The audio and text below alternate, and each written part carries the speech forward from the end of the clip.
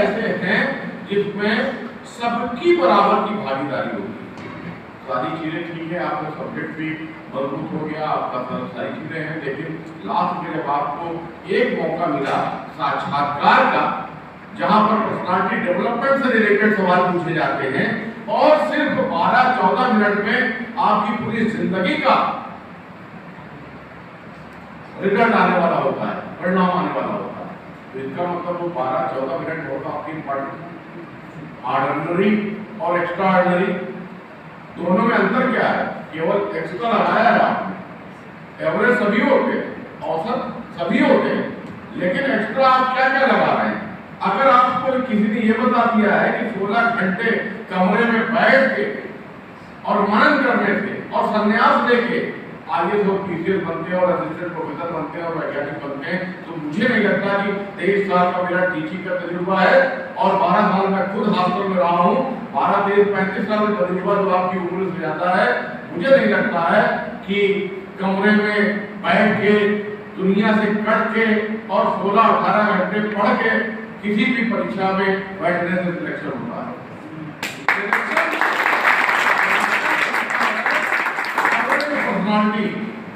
आप कहते रह जाइए, लेकिन जो चल भाषा का ज्ञान देखिए, अभी हमारे बच्चे की कितनी अच्छी तरीके से डिलीवरी अपनी बात कह रहे थे। बात वही होता है, प्रेस कम्युनिकेशन वही होता है, जब आप इस बात जाए तो हमारे हिंदी यादव जी की कहीं दो लाइनें लेके जाए, गीता जी की कहीं 2 लाइनें लेके जाए, राघवेंद्र जी कितने अच्छी तरीके से आपको बता रहे थे, राजेश दत्त जी कितनी अच्छी तरीके से बात कर रहे थे, वो सारी चीजें लेके जाए। उन्होंने 15 मिनट बोला रहा होगा, लेकिन ये बात सही है कि उन्होंने कहा कि समय, अब समय को कितनी इंपॉर्टेंस दी गई है। अगर आप जाएंगे, हम हमेशा कलाम साहब की किताबों को पढ़ते हैं और एक किताब है विजन 2020, आपने भी सुना होगा, 12/2020, उसमें कलाम साहब ने भारत देश में जो उसका कैलेंडर बनाया है आविष्कारों का और पूरी दुनिया से भारत को जब कंपेयर किया तो पता चला कि भारत में नवाचारों का इतिहास सबसे नया है। आप बता रहे थे कि मैं युवा हूँ, ठीक है, मैं मानसिक ऊपर युवा हो सकता हूँ, लेकिन हमारी जो एज है 50 में मानसिक क्रॉस कर गया, तो वो तो जो एज है वो चलता रहेगा। ये भी बात सही है कि जो समय की बात प्रोफेसर राजेश गर्गी ने कही कि ये समय वगैरह कोई चीज नहीं होती है, ये हम लोग जो है सफर करते हैं। और ये एक फिल्म इंडस्ट्री में गीतकार हैं जावेद अख्तर साहब, उनकी एक नज्म है वक्त, उन्होंने लिखा उसमें कि तमाम सदियां कतार दर कतार खड़ी हैं, कोई और आए, अभी जो अपॉइंट हुए अपनी नौकरी पूरी करेंगे, उनके बाद कोई और आएगा, तो सब अपनी अपनी जिम्मेदारी निभाए और चले गए। दुनिया में भी यही हो रहा है। लेकिन जब कलाम साहब की खूब पढ़ी तो मेरा दिमाग की हर चीज को वीडियो उन्होंने देख लिया और फिर मैंने अपना रिलेट किया कि हम लोग जब जो है बचपन में हाई स्कूल का एग्जाम दे रहे थे, उस जमाने में रामायण और महाभारत जैसे दो सीरियल टीवी में समाचार देखने के लिए पूरा आनंद भर जाता था। आज आपके हाथ में इतने चैनल हैं, आपको बड़ी नॉर्मल सी बात लग रही होगी, लेकिन उस जमाने में अगर ये बताया जाता कि एक मोबाइल में इतने सारे चैनल आप देख सकते हैं, कोई मानता नहीं है।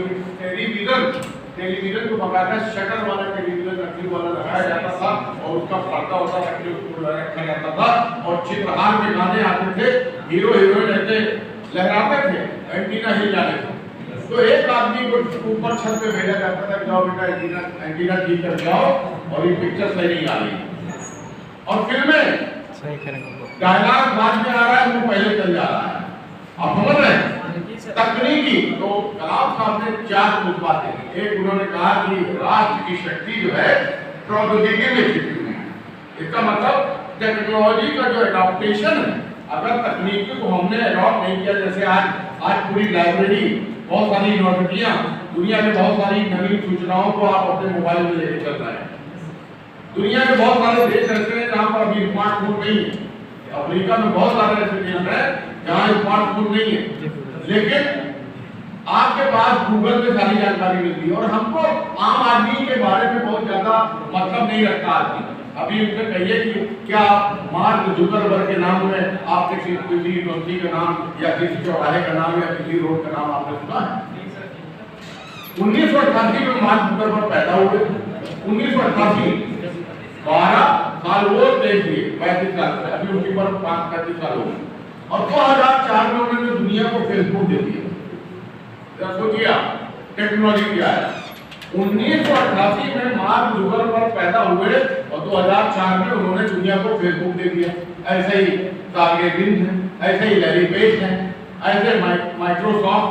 तो दुनिया में जो आविष्कारों का जिन लोगों ने काम किया है, अभी वर्ल्ड लेवल पे जाएंगे, नॉर्मन बोरलॉग की बात करेंगे, और इंडिया में फादर ऑफ इंडियन एग्रीकल्चर कह लीजिए स्वामीनाथन की बात करें। दुनिया में जब एक लिस्ट बनाएंगे तो आपको लगेगा कि जो हमारे आविष्कारक हैं, जो हमारे शोध में जो लोग लगे हुए हैं, सबसे बड़ी भूमिका उनकी है। इसीलिए आजादी के बाद सबसे पहला नारा उस जमाने में आपने 1965 में चीन से युद्ध, फिर पाकिस्तान से युद्ध, उसके बाद जो है लगातार कई युद्ध और छोटी छोटी जो घटनाएं होती हैं उसमें देश का विकास होता है। लेकिन जो पहला नारा आया था वो आया था जय जवान जय किसान। जवान जो हमारे बॉर्डर और जो आर्मी के लोग हैं, ग्लेशियर पे खड़े हुए राइफल लेके, उनकी जो कुर्बानी है उनको शब्दों में आप नहीं व्यक्त कर सकते, ठीक है ना। दूसरी बात यह है कि उन्हीं के साथ जो लगा हुआ था जय किसान, अन्नदाता की बात हो रही थी अभी तो लेकिन बाद में इस नारे को देखिए, शास्त्री जी की बात भी ये नारा आया जय जवान जय किसान जय विज्ञान आया। मोदी जी के टाइम भी आया जय जवान जय किसान जय विज्ञान और जय अनुसंधान। तो अनुसंधान किया है जो देश है। अब ये एक साधारण देश नहीं, हम चाइना की जनसंख्या को क्रॉस कर सकते हैं, लेकिन हम आपको सिर्फ ये बताना चाहते हैं कि आप लिटरेचर के हो, फिजिक्स के हो, केमिस्ट्री को हो, इकोनॉमिक्स के हो, इससे कोई मतलब नहीं। लेकिन जनरल ज्योग्राफी जब तक आप नहीं पढ़ेंगे और अपने देश की संपन्नता के बारे में नहीं जानेंगे, और ये देश दुनिया के 10 देशों में इसका नाम क्यों दिया जाता है, क्योंकि हमारे देश की एवरेज एज, व्यक्ति की नहीं, देश की जो एवरेज एज है वो 20 साल है, और इस पर भी बहुत सारे समाजशास्त्रियों ने काम किया है। और अगर सबसे बड़ा इन्वेस्टमेंट का मतलब सबसे बड़ा खर्च अगर प्राइमरी स्कूल के बच्चों में किया जाएगा तो उनका डेमोग्राफिक डिविडेंड भारत देश को मिलेगा। हमारे ऊपर खर्चा कर दिया, गीता जी के ऊपर खर्चा कर दिया, इसके ऊपर खर्चा कर दिया, 15 साल में जब हम लोग रिटर्न देने वाले हो जाएंगे तब रिटायर हो जाएंगे। लेकिन अगर यही इन्वेस्टमेंट हमने अपने प्राइमरी स्कूल, इंटर कॉलेज और विश्वविद्यालय में इन्वेस्टमेंट कर दिया, चाहे ज्ञान, जैसे ये भी एक इन्वेस्टमेंट ही है, लोगों को बुला के ज्ञान का आदान प्रदान करना। इन्वेस्टमेंट का मतलब ये थोड़ी नहीं होता कि इंडस्ट्री लगा दीजिए। इन्वेस्टमेंट का मतलब ये होता है कि जैसा कहा गया है कि अगर आपने हमको एक पेन दिया और मैंने आपको एक पेन दे दिया तो एक्सचेंज जो है वो पेन का हुआ। लेकिन जब हम ज्ञान का आदान प्रदान करते हैं तो वो जो आदान प्रदान होगा वो हमेशा डिफरेंट होगा। आपकी जो जानकारी हो, जो हमारी जानकारी है, आप अपनी जानकारी में पारंगत हैं और हम अपनी जानकारी में पारंगत हो सकते हैं। वो जो एक्सचेंज होगा वो हमेशा डिफरेंट होगा, समझे ना। तो उन्होंने जब कलाम साहब ने टेक्नोलॉजी को अहमियत दी तो 3 बातें उसके साथ और लिखी, यानी राष्ट्र का विकास टेक्नोलॉजी यानी प्रौद्योगिकी, राष्ट्र की शक्ति जो है प्रौद्योगिकी में छिपी हुई है। और किसी देश को विकसित तब तक हम नहीं कह सकते जब तक उस देश में पर्यावरण की पूर्ण सुरक्षा की बात न कही। जैसे कि हाईकोर्ट का जजमेंट आ गया कि पॉलीथीन बैन है, और हम जैसे पढ़े लिखे लोग भी अगर उस पॉलीथीन को यूज करते हैं तो इसका मतलब उस जजमेंट का हम लोग ऑनर नहीं कर रहे हैं। अगर कोई हाईकोर्ट की सीट पे बैठ के हमने भी जज ने अगर ये जजमेंट दिया है कि पॉलीथीन बैन है तो उसको देखिए, अगर हम लोग उसका यूज कर रहे हैं तो वो जो है वही हो गया कोड ऑफ कंडक्ट हो गया समझिएगा, जो जजमेंट का हम लोगों ने उल्लंघन किया। गंगा नदी में प्रदूषण जो देख रहे हैं, जितने नाले हो, चाहे कानपुर में हो, चाहे वो प्रयागराज में हो, बहुत सारे नालों में अगर वहां पर पानी से प्रदूषित हो रही है हमारी पवित्र नदी, जिसके मतलब जिम्मेदार उसके हम हैं। हम लोग सिर्फ क्या जल दिवस में और पर्यावरण दिवस में केवल फेसबुक पे फोटो खिंचाने के लिए और कुछ दिन जाके थोड़ी बहुत सफाई की और अखबार में न्यूज आ जाती है और अगले दिन हम लोग सब भूल जाते हैं। दूसरी बात यह है कि उसमें जब पर्यावरण की संरक्षण, पूरी तरह से संरक्षण। और तीसरी बात उन्होंने लिखी वेलफेयर ऑफ द सोसाइटी। और वहां पर उन्होंने टेक्नोलॉजी से शुरू किया और इन्वायरमेंट पे आए, पर्यावरण पे, और उसके बाद जो है उन्होंने कहा वेलफेयर ऑफ द सोसाइटी। कोई भी आविष्कार, कोई भी ज्ञान, कोई भी उपलब्धि जब तक समाज की बात न करता हो तो उसको उपलब्धि माना नहीं जाता। आप बना लीजिए बहुत सारी टेक्नोलॉजी डेवलप कर लीजिए, लेकिन welfare of the society, corona आया, लोगों ने वैक्सीन बनाया। और आविष्कार तभी होते हैं जब जहां पर क्राइसिस होती है, जहां पर थोड़ी कमी बनी रहती है। जैसे आपके माता पिता अगर आपको 18,000 रुपये महीना भेजना शुरू कर दें तो ये कोई बहुत बड़ी बात नहीं। अरे हमें पैसे की कोई कमी नहीं, पैसे की कमी और अगर तंगी है तो ये मुमकिन है कि आप बहुत ज्यादा तरक्की कर जाएं। क्राइसिस हमेशा इन्वेंशन को जन्म देती है। आप समझ लीजिए, अगर आपको 50,000 रुपये महीना आ रहा है तो ये कोई जरूरी नहीं कि आप उसमें जो है बहुत ज्यादा पढ़ाई लिखाई कर लेंगे। और हो सकता है कि जब तंगी बनी रहती तो आदमी उसी क्राइसिस को कुछ करने, कुछ कर लेने का मतलब बड़ा लगता है यार ये हो, चलो इतने नहीं काम चलाते हैं और सारी चीज हो जाए। आप देखिए क्राइसिस आई, गूगल मीट और जूम जैसे छोटे से सॉफ्टवेयर जो 2013 और 2017 से हैं, लेकिन उसकी जानकारी किसी को नहीं थी। आज एक गरीब बच्चे का जब पीएचडी का वादा होता है और किसी जमाने में पीएचडी को वादी का वादा होता है तो बेचारा काजू, समोसा, ये वो और अपने सारे दोस्तों का लंच, ये सारी चीजें और 40-50 हजार के खर्चे में पड़ जाते हैं। और आज जो है वही पीएचडी का वादा आधा घंटे में एग्जामिनर ढूंढते हैं गूगल मीट में, ना उनको दिल्ली जाना पड़ रहा है, ना आना पड़ रहा है, सरकार का टिकट ये भी बच रहा है और वो लड़का भी बच रहा है कि अगर अभी एग्जामिनर आते तो पूरा मुझे इंतजाम करना पड़ता। ये कहने की बात नहीं है, लेकिन चाहता हूँ नहीं उसका पूरा था। लेकिन जब क्राइसिस आई और 2020 में कोरोना का टाइम आया तो पता चला कि ये जो सॉफ्टवेयर बहुत पहले से ही था, 2013-2017 से, लेकिन आम आदमियों के डोमेन में नहीं था। आप समझिए, दुनिया में बहुत सारी चीजें ऐसी हैं जो हैं लेकिन हम लोग एक्सप्लोर नहीं करते। आम आदमी तो सिर्फ एक किताब लिए और अपने अलमारी में किताबों को सजा के रख दिया और लगता है कि मैं IAS से तैयारी कर रहा हूँ। मैं जब लोगों से पूछता हूँ बेटा कि आप जो है भारत की क्या जानकारी है, हमको क्या कहीं से भी पूछिए, ज्योग्राफी आप इंडिया, हम तो वर्ल्ड रीजनल ज्योग्राफी पढ़ना है, विश्व के प्रादेशिक भूगोल को पढ़ना है। मैं बताओ अच्छा नागालैंड की कैपिटल क्या है, कोहिमा। हमने कहा वेरी गुड। तो which one is the second largest city? Nagaland. पूरे राज्य का दूसरा बड़ा शहर बता दो कोहिमा के अलावा। कोहिमा तो राजधानी है। जो आप कहिए मास्टर डिग्री ज्योग्राफी में कर रहे हैं या BA कर रहे हैं, खत्म हो गया। इसी तरह से हमने कहा मेघालय, शिलांग, हमने कहा वेरी गुड। हमने कहा दूसरा वाला नगर बनाओ, नहीं पता। अरुणाचल प्रदेश, ईटानगर, दूसरा महानगर होता। यानी सातों जो प्रदेश हैं पूर्वी जो भारत के राज्य हैं उनका केवल राजधानी रखने की जो आदत बचपन से दिलाई गई है वही हम लोग पढ़ रहे हैं और पूरे राज्य के बारे में पता ही नहीं है कि उस पूरे राज्य में कौन दूसरा बड़ा शहर है। कोलंबो श्रीलंका की कैपिटल है। जरा कोलंबो के बारे में और बताइए, श्रीलंका के कौन बड़े नगर हैं? पाकिस्तान, कराची, इस्लामाबाद। हमने कहा यार हमारा दुश्मन देश है, युद्ध हो रहा है, लेकिन इसका मतलब ये नहीं कि हम ज्योग्राफी भी वहां पर बॉर्डर पे जाके खत्म कर दे। हमें ये पता होना चाहिए कि कहां पर बांग्लादेश में और कहां पर श्रीलंका में इंडस्ट्रियल एरिया है और कहां पर एग्रीकल्चर एरिया है, कहां पर अर्बनाइजेशन है, कहां बड़े शहर है। आज भारत के मानचित्र में सोचिएगा आप तो आपको पता है कि दिल्ली यहाँ पर है, कोलकाता यहाँ पर है, पुणे यहाँ पर है, तमिलनाडु यहाँ पर है। लेकिन आपके दिमाग में अभी श्रीलंका का मानचित्र नहीं है, क्योंकि श्रीलंका को भारत के मानचित्र जितना आपने देखा है वही आपके दिमाग में है। ना तो आपको वहां की मेजर रिवर के बारे में पता है, ना वहां की हाईएस्ट पीक के बारे में पता है, और ना ये पता है कि कहां अर्बनाइजेशन कौन से अर्बन सेंटर हैं। अच्छा ये बताओ किसमें कौन सी गाइडेंस की जरूरत है? ये तो जनरल ज्योग्राफी है ना।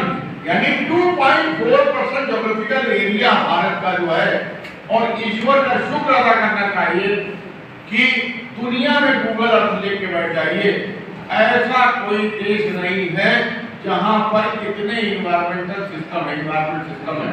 आप पर्यावरण का मतलब ये नहीं है कि जैविक और अजैविक तत्वों से आप उसकी परिभाषा देते हैं। इन्वायरमेंट का मतलब होता है पर्यावरण, यानी सारी बाहरी रचनाओं के औसत का जो योग है वो मनुष्य के जीवन और विकास को कैसे प्रभावित करता है और हम कैसे प्रभावित होते हैं। 2.4% ज्योग्राफिकल एरिया में आप ये देखिए कि mountain environment system, mountain hill environment system, plain environment system, plateau environment system, coastal environment system, और यहीं पर 8 मरुस्थल है और यहीं पर 8,848 मीटर की ऊंचाई की चोटी है हिमालय पर्वत। जरा सोचिए कि 2.4% ज्योग्राफिकल एरिया में वर्ल्ड की लार्जेस्ट पॉपुलेशन रह रही है और इतने इसके अलावा 6% एरिया वर्ल्ड में और है, लेकिन 2.4% एरिया में जितने भी क्लासिफिकेशन दिए हैं, क्लासिफिकेशन आप पढ़ेंगे जब भी आप सामान्य भूगोल पढ़ेंगे तो वर्ल्ड क्लासिफिकेशन आप क्लाइमेट पढ़ेंगे, जलवायु का वर्गीकरण, कृषि का वर्गीकरण, विश्व के प्राकृतिक प्रदेश, और ये सब अगर आप नहीं पढ़ना है तो जनरल ज्योग्राफी पढ़ने का कोई मतलब नहीं। Major natural regions of the world, soil classification, और ये सारे क्लासिफिकेशन 20वीं शताब्दी में दिए गए, 20वीं शताब्दी में दिए गए। जैसे भी हम कैलेंडर की बात कर रहे हैं तो आपको ये लगेगा कि दुनिया के जितने भी क्लासिफिकेशन, चाहे वो कृषि को लेकर दिए गए हों, चाहे प्रादेशिक प्रदेशों को लेकर दिए गए हों, चाहे वो जलवायु को लेकर दिए गए हों, वो सारी दशाएं भारत में फिट करती हैं। दुनिया का कोई और देश नहीं है जहां पर आप coniferous forest, deciduous forest, evergreen forest, thorny forest, desert vegetation पा जाएंगे। अब दुनिया में चाहे यहाँ किसी ज्ञान नदी हो, चाहे गजरा फरात हो, जहां पर भी नदी सभ्यताएं हैं, उनमें भी सबसे अच्छा जो स्थान है वो है गंगा का मैदान, ठीक है ना। और इसको जो है ऐसा नहीं है कि किसी ने टेस्ट नहीं किया, केवल एक कोर्स का सब्जेक्ट है। अभी आप फिल्म में जाओगे तो तमाम फिल्में आपको आपदा पे, एनवायरनमेंट पे और सोशल इश्यूज पे मिल जाएंगी, और गाने मिल जाएंगे कि हम उस देश के वासी हैं जिस देश में गंगा है। आपने सोचिए लिटरेचर में जब आप जाएंगे तो एक लाइन में हम उस देश के वासी हैं जिस देश में गंगा बहती है। गंगा मतलब ये नहीं कि कोई नदी नहीं बल्कि सभ्यता है और एक सिविलाइजेशन का नाम है, जहाँ पर upper Ganga plain, middle Ganga plain, lower Ganga plain. लेकिन आज की जो जनरेशन है, अगर हम अपने स्टूडेंट को डांट लगाते हैं कि बेटा हमने पॉलिटिकल मैप को देखा है, नागपुर, कानपुर और लखनऊ और प्रयागराज और वाराणसी की बात करते हैं, कभी पॉलिटिकल मैप को वक्त मिले तो ज्योग्राफिकल मैप जो है फिजिकल मैप से रिलेट करना। जितनी बड़ी संपन्नता हमने ले रखी है उस हिसाब से हम लोगों ने अपने आप को विकसित नहीं किया। मिसाल के तौर पे प्रयागराज को 82.5 डिग्री से जब आधा ईस्टर्न हाफ वेस्टर्न हाफ करेंगे, और 82.5 डिग्री इसलिए कि हम यहाँ से अपना इंडियन स्टैंडर्ड टाइम लेते हैं, तो आपको लगेगा कि जितना पूर्वी भाग है भारत का, वहाँ पर झारखंड है, बिहार है, उड़ीसा है, वेस्ट बंगाल है। 75% खनिज संसाधन भारत का इन्हीं प्रदेशों में मिलता है, लेकिन level of development is only 25%। आधा जो पश्चिमी भाग है 75% खनिज संसाधन नहीं है, केवल 25% खनिज संसाधन है, लेकिन level of development 75%। Urbanisation Himachal Pradesh तो मान लीजिए हिली रीजन है, लेकिन बिहार सेकेंड लोएस्ट अर्बनाइजेशन है। तो आज अगर आप अपनी ज्योग्राफी, अगर आपसे पूछा जाए उत्तर प्रदेश में कौन सा नगर ऐसा है जहाँ पर नगरीकरण की प्रतिशत क्या है, प्रयागराज में फॉरेस्ट कवर कितना है, आप ये इसके लिए कौन सी कोचिंग की जरूरत है? अगर हम आपको यूपी के अर्बनाइजेशन के बारे में पूछ रहे हैं, यूपी में सिंचित क्षेत्र कितना है उसके बारे में पूछ रहे हैं, यूपी में कौन सा जिला ऐसा है जहां पर एसटी पॉपुलेशन का प्रतिशत अधिक है, कौन सा जिला ऐसा है जहां पर शेड्यूल्ड ट्राइब पॉपुलेशन का प्रतिशत अधिक है, कौन सा जिला। अब ये तो आप अपना सोच के स्मार्ट सिटी की क्या चुनौतियां हैं, what are the important components of smart city development, ग्रामीण क्षेत्रों में चलाई जाने वाली 5 सरकार की योजनाएं बताइए जिससे लोग लाभान्वित हो रहे हैं, केंद्रीय सरकार हो या राज्य सरकार। अब ये बताइए कहीं से जाने की जरूरत नहीं आपको दिल्ली। इसका मतलब ये कि आपको आत्ममनन करना है। हर आदमी में उतना पोटेंशियल होता है, आदमी वो सब कुछ कर सकता है जो किसी दुनिया में हो सकता है। पहली बार आपने बताया जाता आज से 40 साल पहले कि एक मशीन आई थी, उसमें कार्ड लगाओगे तो पैसा निकले, हो सकता है ना मानता। सोचिए आप, पेन ड्राइव से पहले फ्लॉपी आई थी। पहली पेन ड्राइव जो मैंने खरीदी थी वो 235 MB की थी, और आज आप देखिए कि पेन ड्राइव जो है 256 GB। आप समझ रहे हैं ना। मोबाइल आप मार्केटिंग कैसे की जाती है हमारे देश में। हम लोगों ने अगर टाइम का ख्याल नहीं रखा, जिस टाइम की हम बात कर रहे थे, और पहली बार जब एक बैनर लगा लल्ला चुंगी पे और उसपे लिखा था कर लो दुनिया को मुट्ठी में, तो हम लोग समझते थे कि क्या चक्कर है, रिलायंस वाले क्यों लिखे हुए कर लो दुनिया को मुट्ठी में। और रिलायंस मोबाइल आया और छोटा छोटा मोबाइल 3-4 हज़ार रुपए में पहले उन्होंने फ्री बांटा, उसकी आदत पड़ी, जैसे अंग्रेज चाय पिलाने की आदत डाल गए। उसके बाद फिर जियो आया, जियो ने भी अपना बांटा, वो फ्री चलाया, मतलब पे स्पीड में दुनिया को मुट्ठी में। पता चला नोकिया मोबाइल है। नोकिया मोबाइल ने सर्वे किया कि भारत में 68.84% पॉपुलेशन ग्रामीण क्षेत्रों में रहती है, और ग्रामीण क्षेत्रों में लाइट की कटौती 4 घंटे 6 घंटे होती है। छोटा सा तार से लगा दिया, दिमाग से सोच के छोटा था उसमें बल्ब लगा दिया। अब 1500 का मोबाइल चले जाना है, जिससे अलग बैटरी का काम खत्म।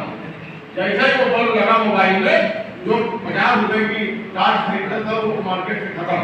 अब क्या जरूरत, समझ रहे ना। घड़ी लगाई मोबाइल पे, घड़ी का काम खत्म, मोबाइल में आ गया। सोचा कि यार गांव वाले जाके शाम को 5 बजे वहां पर खुले में बैठ के इधर उधर की बात करते हैं, इनको एक FM दे दो। अब FM में गाने आ जाएंगे, रेडियो समाचार सब कुछ, कॉम्पिटिटिव एग्जाम की जो परीक्षा कर रहे हैं उसमें परिचर्चा, डिबेट, पर्यावरण, डेवलपमेंट, सारे टॉपिक उसमें रेडियो में लगा दी। अब बताइए कि हिंदुस्तान में कौन नहीं 1200 रुपए मोबाइल खरीदेगा। आप देखिए, जापान की कंपनी, कोरिया की कंपनी, अमेरिका की कंपनी, दुनिया के सारे देशों की कंपनी अपने प्रोडक्ट को 1200 रुपए को पूरे देश में उन्होंने लॉन्च कर दिया, और लोग उसके खरीदने पर हुए। हम लोग समय में पीछे पड़ गए, क्योंकि अगर उसी मोबाइल को हम लोग बनाते तो हमारी जो कीमत आती है वो 1500 रुपए की आती। तो आज दुनिया में ये है कि अगर समय के साथ आपने टेक्नोलॉजी को आपने अडॉप्ट नहीं किया तो आप दुनिया में पीछे हो जाएंगे। टेक्नोलॉजी में आप सक्षम हैं, बना भी ले जाएंगे। एप्पल का मोबाइल हर आदमी लेके यहाँ पर खींच रहा है, फोटो आधा से बना हुआ है उसमें, लेकिन वो नहीं मालूम कि अगर आप हम उसको बनाएंगे तो वो एप्पल का मोबाइल यहाँ पर 10-20 हज़ार हमारा ज्यादा लग जाएगा। तो टेक्नोलॉजी में कास्ट और बेनिफिट सबसे ज्यादा इम्पोर्टेंट। तो आज मैं जो नई जनरेशन यहाँ पर बैठी उससे मैं कहना चाहता हूँ कि आपके अंदर इतनी क्षमता और इतना पोटेंशियल है जिसको हम नहीं कर रहे हैं। और सारे शास्त्रियों ने कहा है 2004-5 से जब उनको नोबेल प्राइज मिला था, ये उनको ठीक से याद नहीं है, अमर्त्य सेन जी को, तो उन्होंने यही कहा था वही देश विकसित है जिस देश में विकल्पों का विस्तार है। ऑप्शन एशिया में क्या पूरे वर्ल्ड में सबसे बड़ा यूपी बोर्ड है, और अगर 2 लाख लोग यूपी बोर्ड में हाई स्कूल में फेल हो जाते हैं और उनकी व्यवस्था हमारे पास नहीं है, तो इसका मतलब ये कि 2 लाख लोग देश में आने वाले दिनों में आगे हायर एजुकेशन में तो नहीं जा पाएंगे। कोई काम सीखेगा, कोई गैरेज में बैठेगा, कोई दुकान में जाएगा, कोई कहीं जाएगा। लेकिन ये बात तो सही है कि जितना ड्रॉप आउट का रेशियो होगा, फेल हो जाने वाले या पढ़ाई छोड़ देने वाले लोग, तो आने वाले दिनों में देश पे वो उसका भार कहना पड़ेगा। तो उन्होंने कहा था कि अगर किसी देश को विकसित होना है तो उस देश में विकल्पों का विस्तार होना चाहिए। आपके should be enlargement of the choices. आप समझ रहे हैं? तो अब आपको देखना है कि हमारे डेवलपमेंट की बात की जा रही है, ह्यूमन कैपेबिलिटी की बात की जा रही है, तो हम अपने व्यक्तित्व और पर्सनालिटी डेवलपमेंट कैसे कर सकते हैं। ऑर्डिनरी से एक्स्ट्रा ऑर्डिनरी बनने के लिए क्या करना है? भाषा, लैंग्वेज आप कहते रहिए कि हिंदी के माध्यम से पूरे रात को उसमें भिगो सकते हैं। हकीकत तो यही है कि ट्रेन पे अगर कोई अंग्रेजी बोलता हुआ चढ़ेगा तो हम लोग जगह उसको ले देते हैं। अच्छा चश्मा लगाया है, बैठ का जीन पहना, भाई साहब की तरह शर्ट बनी, बैठ लगाया, अंग्रेजी बोलते हुआ है, क्या ये महंगा पड़ जाएगा। और शर्ट बाहर निकली हुई, पेट निकला हुआ, ये वो भैया बहुत परेशान हो गया। खड़े रहो खड़े रहो, पता नहीं जरूरत से ज्यादा अगर किसी ने वो दिखाया तो हमने बच्चों भाई के कर लो। न क्राइम कम होने वाला है, न कंट्रोवर्सी कम होने वाली है, न डिस्प्यूट कम होने वाला है। सृष्टि का जब प्रारंभ हुआ, जब तक प्रलय नहीं आएगा, जब तक ये क़यामत नहीं आएगी, तब तक जो है न कंट्रोवर्सी न विवाद ये कम होने वाले। हाँ, भाषा का प्रभाव ये है कि अगर आप अपनी बात को पूर्ति से, जिस तरह से राघवेंद्र जी और जिस तरह से गर्ग साहब और जिस तरह से ये कह रहे थे, भाषा के प्रभाव से अपने प्रभाव को आप बढ़ा सकते हैं। तो ज्योग्राफी में हम पढ़ाते हैं लिथोस्फीयर, हाइड्रोस्फीयर, एटमॉस्फेयर, बायोस्फीयर। हमने अपनी तरफ से एक स्फीयर और दिया, उसका नाम है नॉलेज स्फीयर।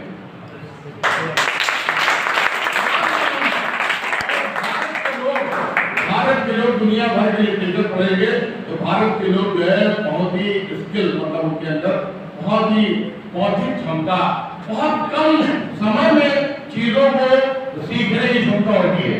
एक आपने कहा कि बहुत पतला सा तार है, जापान वाले को दिया, आप क्या कर सकते हैं, जापान वाले को पतले तार में भी छेद कर दिया। दूसरे वाले ने क्या कहा, उन्होंने कहा कि मतलब उस तार में जो है पॉलिश कर दिया और सुंदर दिखने लगा। भारत वाले को बुलाया गया, कहा कि आप, उन्होंने दिया मेड इन इंडिया, समझे, मेड इन इंडिया।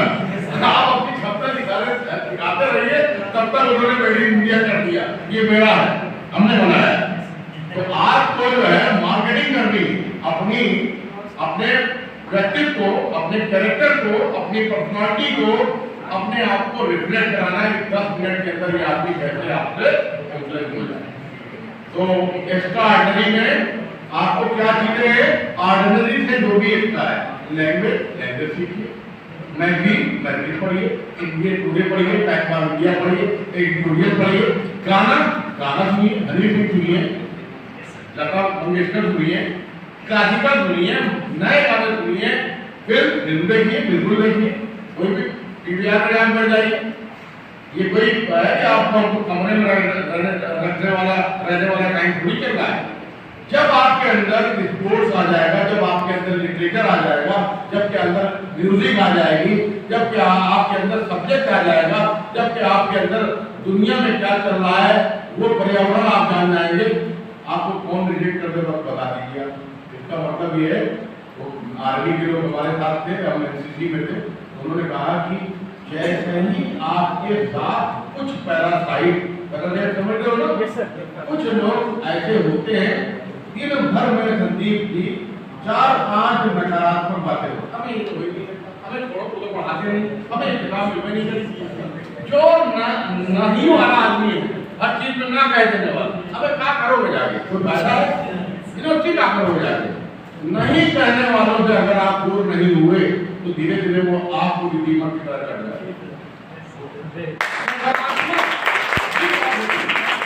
गिलास जो है आधा भरा दिखाई देना चाहिए, ये गिलास आधा भरा दिखाई देना चाहिए। हमें छोड़ो यार, हमें तब तक अगर आपके साथ कोई पैरासाइट बना हुआ है, उससे जितनी जल्दी हो सके आप उसकी दूरी अख्तियार करिए, जो दिन भर में आपके उत्साह, आपके चेहरे की चमक को कम कर देता हो, उससे जितनी जल्दी हो जाए पीछे थोड़ा लीजिए, क्योंकि धीरे धीरे वो नकारात्मक चीजें पर्सनालिटी में आ जाती हैं और फिर आप डिस्करेज होते रहते हैं। हमेशा वो जागृत रहिए, जो आपकी उम्र है उसके हिसाब से जो आपकी पर्सनालिटी, जैसे कि एनसीसी और एनएसएस के कैडेट, एनसीसी जैसे कि आर्मी के जवान, जैसे कि second lieutenant, major, lieutenant, major, captain, उनको देखते हैं सब आपके सामने है। पूछा पीछे जरा बताओ कि डीआईजी हैं और एसएसपी हैं और एसपी साहब कैसे पहचानोगे? अम्बेडकर में तीनों बैठे हुए हैं, कौन इधर बैठेगा, कौन बीच में बैठेगा, कौन साइड में बैठेगा, वैसे पहचानेंगे। कैडर से आर्मी का रैंक बताइए, पुलिस का रैंक बताइए, ऐसे बहुत सारी चीजें हैं कि जो आप खुद भी सीख सकते हैं, लेकिन ऐसा लगता है कि हमसे बड़ा कोई नॉलेजेबल नहीं है। एक तो सेल्फ वाली आप फॉल्स कॉन्फिडेंस छोड़ दीजिए कि फॉल्स कॉन्फिडेंस में बिजनेस छोड़ दीजिए कि हमको सब आता है। लड़के प्री क्वालिफाई करते लगते हैं ऑटोग्राफ देना शुरू करते हैं। हमने कहा मिला के देंगे, बैठो हमारे सामने। और कभी प्री हुआ नहीं कि लगे लल्ला चुंगी पे बैठ के बताने के लिए कि ये पढ़ो ये पढ़ो। हमने कहा ठीक है नहीं, गाँव पता नहीं कि डकैत आ गए, ये सब नहीं होना चाहिए। फर्स्ट डिजर्व देन डिजायर, पहले डिजर्व करिए, फर्स्ट डिजर्व देन डिजायर। तो वही आपने कहा कि मिटा दे अपनी हस्ती तो अगर कुछ मर्तबा चाहे तो किदाना आग में मिलकर बुरे गुजार होता है। जमीन पर बैठ करके आसमान देखता है, परों को खोल जमाना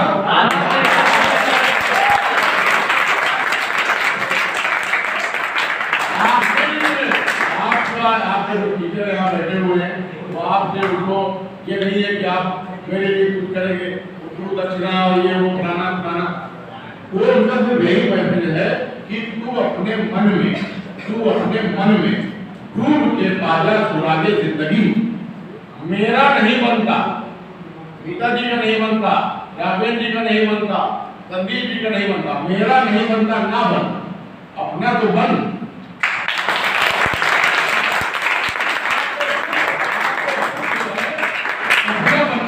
और जब अपना बन रहा है, हर आदमी अपनी फिक्र करेगा, अपने कर्तव्य को निभाएगा, अपनी चीजों को देखेगा कि क्या सही क्या गलत है, तो वही राष्ट्र का निर्माण है।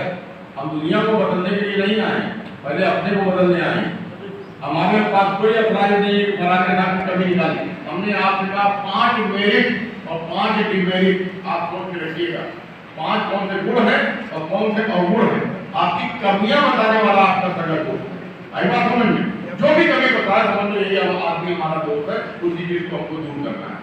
और मेरिट, अपने अंदर मेरिट, कितने एफिशिएंट हैं आप, कितने कैपेबल हैं, कितने ऑनेस्ट हैं, कितनी प्रतिबद्धता है, समय का कितना ख्याल रखते हैं, तो मेरिट ढूंढ आपको रखनी है और ऊर्जान्वित रहना है और दुर्लभ परिस्थितियों में उसको एक चुनौती के रूप में स्वीकार करके आगे बढ़ना है। और इस देश में कमी नहीं है इस चीज को एग्जाम्पल देने के लिए कि जो क्राइसिस है, जो कमी है, जो संकट है, गरीबी है, होता नहीं है कि में अपना नाम पैदा कर, क्या कहते हैं, मेरा कहीं कमीनी नहीं, गरीबी में नाम पैदा कर। तो बहुत सारे चीजें हैं कि आपको कहते हैं हमको क्राइसिस है, हमको पैसे कमी है, हमको हमारे पास कोई गाइडेंस नहीं है, हमारे पास कोई टोल नहीं है। आपको गर्व करना चाहिए कि इलाहाबाद एक ऐसी सेंट्रल यूनिवर्सिटी है जहाँ पर जिसकी लोकेशन पूर्वी जिलों के बीच में है। देश की कोई भी ऐसी सेंट्रल यूनिवर्सिटी नहीं है जो हिंदी भाषी क्षेत्र के लोग यहाँ पर ज्यादा आते हैं और गरीब परिवारों के लोग यहाँ आते हैं। पहले दिन तो उसको डीन आखिर नहीं मालूम होता कि डीन आखिर और डीन आखिर में क्या अंतर है, लेकिन 6 महीने बाद वो आदमी दूसरे को बताता हुआ नजर आता है। इतना बड़ा चौधरी वो हो जाता है, ठीक है ना। तो यहाँ सीखने की सारी चीजें हैं। आप प्रण कर लीजिए और दृढ़ निश्चय कर लीजिए कि आपको जो है सारी चीजें मिलेगी। और जब आप कामयाब हो जाएंगे तो आप अपने गांव परिवार, अपने परिवार का, अपने विश्वविद्यालय का, अपने टीचर का, अपने दोस्तों का नाम रोशन करेंगे। और रोशनी में यही कहा है कि जहां रहेगा वही रोशनी लुटाएगा। वही परेवी साहब ने कहा है जहां रहेगा वही रोशनी लुटाएगा, किसी चिराग का अपना कोई मकान नहीं है।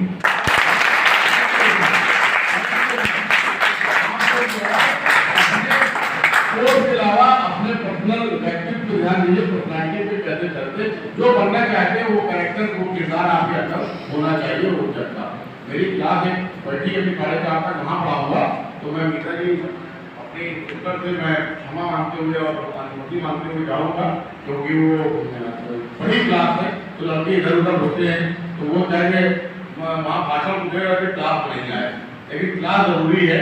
तो मैं आप लोगों से विदाई लेता हूँ, फिर किसी प्लेटफॉर्म पे मिलूंगा। और डेस्पर पे जब भी लगे ज्योग्राफी में 2:30-3 बजे के बाद क्लासेस हल्की हो जाती है, तो आप लोग ये ना सोचिएगा कि हम संस्कृत के, फिलोसफी के, हिस्ट्री के, यूनिवर्सिटी में आप हैं, आप भाग रहे और हम ये लोग सभी शिक्षक हैं। और विश्वविद्यालय ईंट और गारे और सीमेंट और कमरे और दीवार और एसी और टेबल और बेंच नहीं बनती, जहाँ शिक्षक और छात्र खड़ा हो जाएगा वही जगह विश्वविद्यालय होगी, हो चाहे नंदा चुकी हो, चाहे हार्मोनी गार्डन हो। ठीक है।